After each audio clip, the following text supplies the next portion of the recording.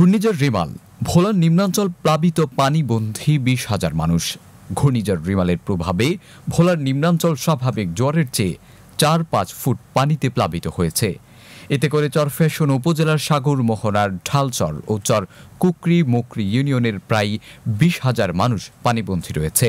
আজ রবিবার বেলা ১২টার দিকে এই দুইটি ইউনিয়নে জোয়ারের পানি প্লাবিত হয়। সেখানকার স্থানীয় বাসিন্দাদের সাথে কথা বলে জানা গেছে, সকালের দিকে জোয়ারে আসলেই ওই এলাকার রাস্তাঘাট ও দোকানপাট সহ মানুষের বাড়ি ঘর পানিতে তলিয়ে যায়।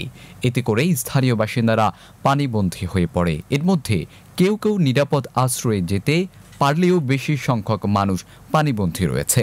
ঢালচর ইউনিয়নের চেয়ারম্যান মোহাম্মদ আব্দুল সালাম জানান, সকালের জোয়ারে তার ইউনিয়নের সকল এলাকা ৪ থেকে ৫ ফুট পানিতে তলিয়ে গেছে। এতে করে প্রায় ১২,০০০ মানুষ পানিবন্দী রয়েছে। পানিবন্দী মানুষদের নিরাপদ আশ্রয়ে আনতে ইউনিয়নের গ্রাম পুলিশ, ইউপি সদস্যদেরকে মানুষের বাড়ি বাড়ি পাঠানো হচ্ছে। চরকুকরি মুকরি ইউনিয়নের সিসিপিপি টিম লিডার মোহাম্মদ শাহজাহান খোকন জানান, চর পাতিলাই ৫ ফুট পানিতে প্লাবিত হয়েছে। সেখানে প্রায় ৭-৮ হাজার মানুষ পানিবন্দী রয়েছে। তাদেরকে নিরাপদ আশ্রয়ে আনতে তারা চর পাতিলায় যাচ্ছেন। ভোলার জেলা প্রশাসক আরিফুজ্জামান জানান, সাগর মোহনার ঢালচর ও চর কুকুরি মুকরি ইউনিয়নে প্রায় ২০,০০০ মানুষ পানিবন্দী রয়েছে।